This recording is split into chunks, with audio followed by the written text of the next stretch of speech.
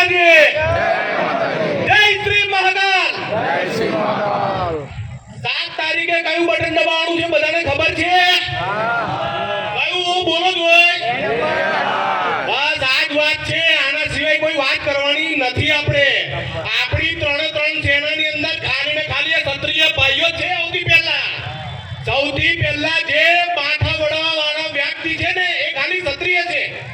રૂપાલાએ જે વાણી વિલાસ કર્યો છે એના માટે જે આજે ક્ષત્રિય સમાજ ભેગો થયો છે અને જેના માટે આપણે 38 દિવસથી લડાઈ કરીએ છીએ।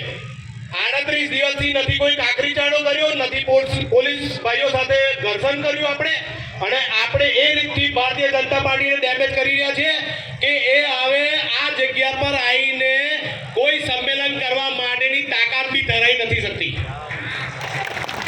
આપણી આ તાકાત છે।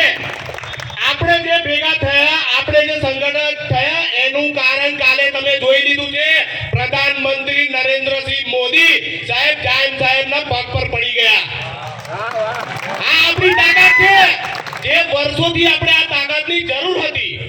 આપણે એ ભેગા થઈને રાજકોટના સ્નેહ મિલનની અંદર આપણે બતાવી દીધું કે રાજપૂત સમાજ પણ કોઈ દિવસ જાય એવા નથી। હું તમને સર્વેને કહેવા માંગુ છું કે બીજી 7 તારીખે બીજા બટન પર બટન દબાવીને જસપાલસિંહ પડિયારને આપણે જીતાડવાના છે। આપણી એ જવાબદારી છે।